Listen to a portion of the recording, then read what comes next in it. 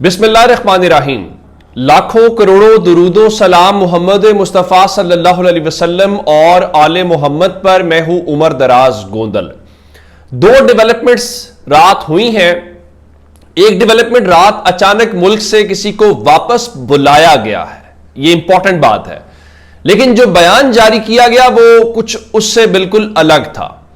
अब इस वक्त सूरत हाल यह है कि शहबाज शरीफ मलेशिया 2 दिन के दौरे के ऊपर है। पहले वो अमेरिका, लंदन, वो सारे दौरे कर रहे थे। चंद रोज के मुख्तसर दौरे पे पाकिस्तान पहुंचे, फिर मलेशिया पहुंच गए। कल मलेशियन वजीर आजम के साथ वो प्रेस कॉन्फ्रेंस भी कर रहे थे।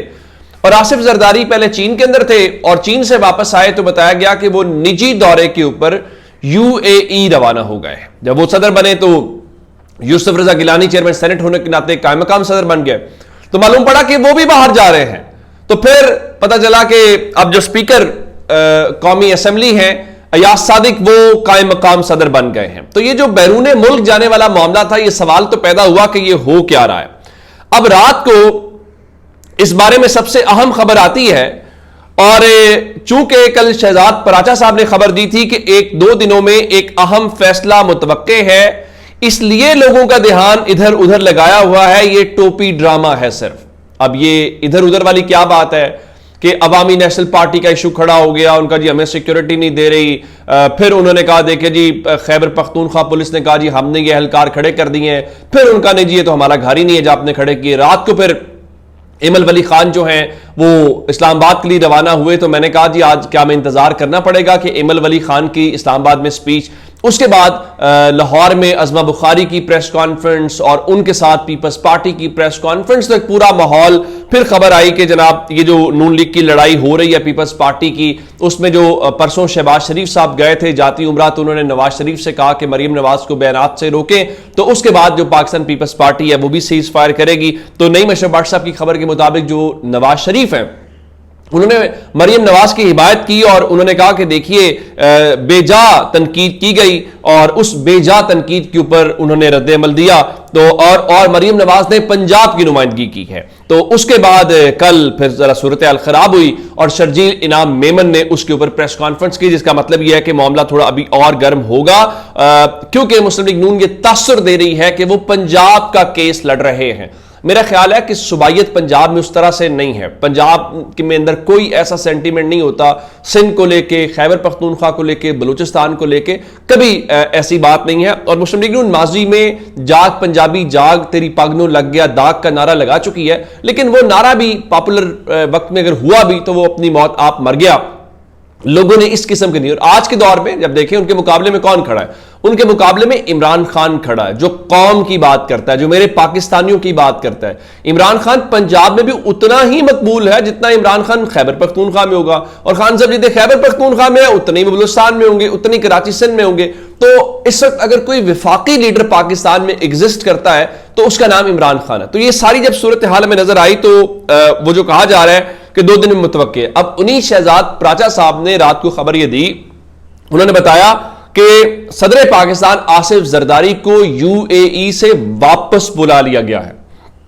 अब वापस क्यों बुलाया गया है, लेकिन उनके मुताबिक जो तर्जुमान है उनके, उन्होंने ये नहीं बताया कि उनको वापस बुला लिया गया है। तर्जुमान ने कहा जी वो अपना फैमिली टूर मुकम्मल करके वापस पाकिस्तान आ गए हैं। बिल्कुल ऐसा ही होगा, वो दुरुस्त फरमा रहे हैं कि उन्होंने फैमिली टूर मुकम्मल किया होगा और उसके बाद पाकिस्तान आएंगे। लेकिन पाकिस्तान में चीजें रात से चल रही हैं और चूंकि गुज़श्ता साल सितंबर के महीने में जो मौजूदा लेफ्टिनेंट जनरल आसिम मलिक साहब हैं उनको DGISI मुकर्रर किया गया था, और चूंकि 4 साल पहले वो लेफ्टिनेंट जनरल के ओहदे पर मुकर्रर हुए थे, तो पाकिस्तान में जो लेफ्टिनेंट जनरल का टेन्योर होता है वो 4 साल का होता है। तो जब लास्ट ईयर उनको DGISI मुकर्रर किया गया तो लोगों का ख्याल था कि क्या वो 1 साल DGI आएंगे। तो चूंकि अगर आपको याद होगा तो जब मौजूदा फील्ड मार्शल आसिम मुनीर जो थे वो DGISI आए थे, तो उन्हें उस वक्त इमरान खान साहब ने हटाया था। तो वो कम टेन्योर था, अमूमन टेन्योर इतना होता नहीं है। लेकिन अब चूंकि ये चहमगोइयां थी कि क्या वो रिटायर हो रहे हैं, क्या वो चीजें हो रही हैं, तो इस सिलसिले में चूंकि आज के हवाले से इत्तलात थी कि आज उनका वो 4 साल टेन्योर पूरा हो रहा है, तो इत्तलात ये है कि कोई रिटायरमेंट नहीं हो रही वो कंटिन्यू करेंगे। और चूंकि लास्ट ईयर टाइम हमने देखा था जब उनसे पहले नदीम मलिक थे, तो नदीम अंजुम थे, नदीम मलिक कह दिया, तो नदीम अंजुम जो है उनको भी कंटिन्यू कराया गया था और गालिबन 1 साल की उन्होंने जो एक्सटेंशन है वो एंजॉय की थी। तो मौजूदा जो खुफिया एजेंसी ISI के डायरेक्टर जनरल हैं लेफ्टिनेंट जनरल आसिम मलिक, वो कंटिन्यू करेंगे और कहा जा रहा है कि तसलसल जारी रहेगा, किसी किस्म की कोई तब्दीली नहीं आ रही। और इसी पैराए में बहुत सारी चीजें हो रही हैं। और एक और बात है, चूंकि ये सितंबर के बाद अब अक्टूबर का महीना शुरू हो चुका है और नवंबर 2022 के अंदर अपॉइंटमेंट हुई थी मौजूदा आर्मी चीफ की, और वो अपॉइंटमेंट 3 साल की थी। तो उसके बाद जो लॉ है उसमें तब्दीली करके आर्मी चीफ का टेन्योर 5 साल कर दिया गया। फिर यह सवाल पैदा हुआ कि क्या मौजूदा आर्मी चीफ का जो टेन्योर है वो अब इस तरह कंटिन्यू रहेगा या उनके बारे में कोई नोटिफिकेशन होगा। तो हुकूमत ने कहा जी अगर नोटिफिकेशन की जरूरत पड़ी तो हम नोटिफिकेशन कर देंगे। फिर सवाल यह था कि क्या ये नोटिफिकेशन 2 साल का करेंगे, क्या ये नोटिफिकेशन यहां से 5 साल का करेंगे। तो वो नोटिफिकेशन भी एक इंपॉर्टेंट चीज हो सकती है, या गवर्नमेंट कोई वैसे ही एलामिया जारी करे और कहे जी नोटिफिकेशन की जरूरत नहीं है।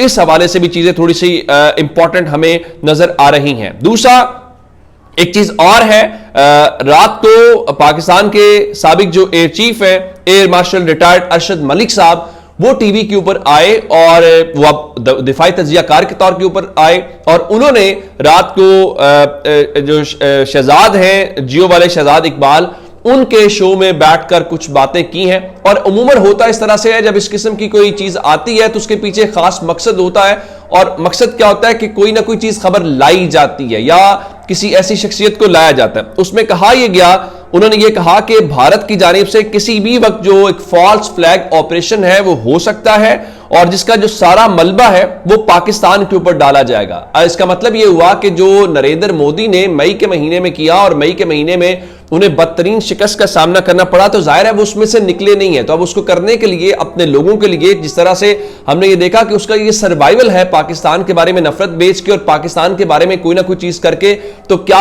फिर करेगा। और फिर जब ऐसे में अब देखना यह है कि उसकी एम्बैरेसमेंट न सिर्फ पाकिस्तान की तरफ से हुई, इंटरनेशनली जिस तरह ट्रंप बार बार कर रहा है, तो फिर उसके बाद ख्वाजा आसिफ कहने को तो डिफेंस मिनिस्टर है लेकिन उनकी बात को कोई पाकिस्तान में कुछ सुनता ही नहीं है, उनको सीरियस नहीं लेता। तो उन्होंने भी कहा जी भारत की जानिब से कोई एडवेंचर खारिज अज इम्कान नहीं है।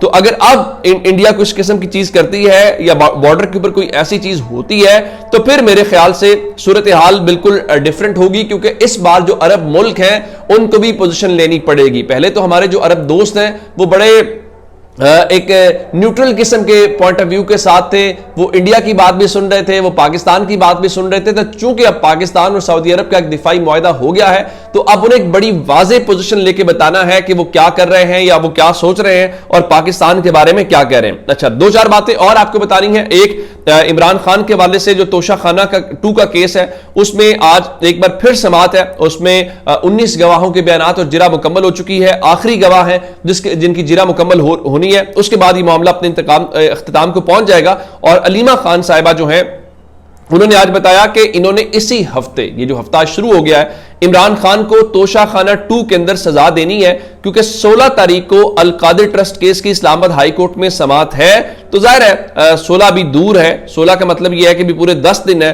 तो उन 10 दिनों से पहले पहले आप इमरान खान को इस नए केस के अंदर सजा सुना लेंगे और उस सजा के साथ जो है फिर जब वहां पे केस जाएगा तो वो कहेगा जी हाँ जी हम सजा को मुअत्तल कर रहे हैं, और नैब और बाकी भी कहेंगे जी हमें कोई इतराज नहीं, चूंकि इमरान खान को एक और केस में सजा हो चुकी होगी। और फिर उस केस को, सजा को वो चैलेंज करेंगे उसका तफसीली फैसला आने तक। और जनाब सरफराज डोगर साहब और उनकी इस्लामाबाद हाई कोर्ट बिल्कुल उसी पैटर्न को फॉलो करेगी कि चीजों को लटकाया जाएगा और लटका के कहा जाएगा जी अभी तो इस हवाले से हुआ ही नहीं है। उसके बाद इमरान खान का जो 9 मई GHQ हमला केस है उसमें एक तो इमरान खान का वीडियो लिंक के ऊपर ट्रायल किया जा रहा है। तो इमरान खान कह रहे हैं कि मेरा जिस तरह पहले जेल ट्रायल कर रहे हैं उस तरह से जेल ट्रायल करें।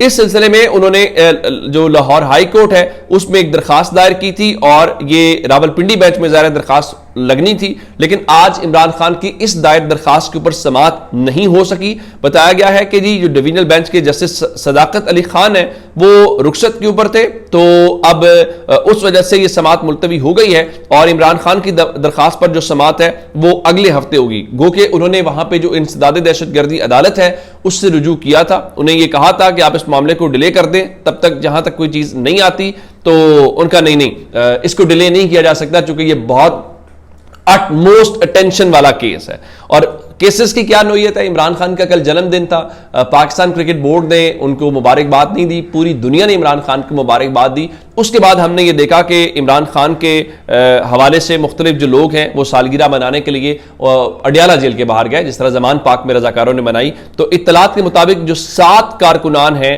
उनको हिरासत में वहां से लिया गया और अब पुलिस ने उस हवाले से मान भी लिया है कि जी जो 26 नवंबर के एहतजाज के मुकदमात में यानी आए वो इमरान खान की सालगिरह मनाने में है, लेकिन आपने गिरफ्तार उनको 26 नवंबर के मुकदमात में किया, यानी 1 साल पहले के मुकदमे में उनको डाल के इसी तरह से कहते हैं कि ये पॉलिटिकल विक्टिमाइजेशन हो रही है, ये इंतकाम है या ये लोगों को वो सबक सिखाया जा रहा है। तो पुलिस के मुताबिक जो मुल्जिमान को शनाख्त परेड के लिए अडियाला जेल मुंतकिल किया जाएगा, जिसका मतलब ये हुआ शनाख्त परेड के हवाले से बात जो की जा रही है कि उन पर दहशतगर्दी की दफात के तहत जो मुकदमात हैं वो दर्ज किए जा रहे हैं। तो इससे कोई बेहतरी होगी। असद उमर कह रहे थे कि जब तक पाकिस्तान की सबसे बड़ी सियासी पार्टी को दीवार से लगाया हुआ है और सबसे मकबूल तरीन लीडर को आपने जेल में डाला हुआ है, उस वक्त तक सियासी बहरान खत्म नहीं हो सकता।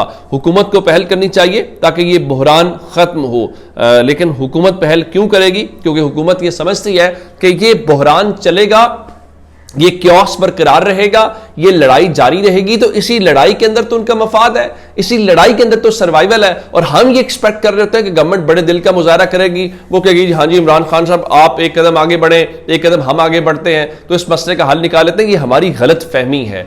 वो चाहेंगे कि इसी तरह से चीजें चलती रही और इस तरह चीजें चलने से जो उनकी ये वो कहते हैं ना कि लगियां ने मौजा लाई रखी सोनिया, ये मौजें वो एंजॉय करते रहेंगे। तो ये अब तक की अपडेट्स है, अपना बहुत सारा ख्याल रखिएगा। खुदा हाफिज।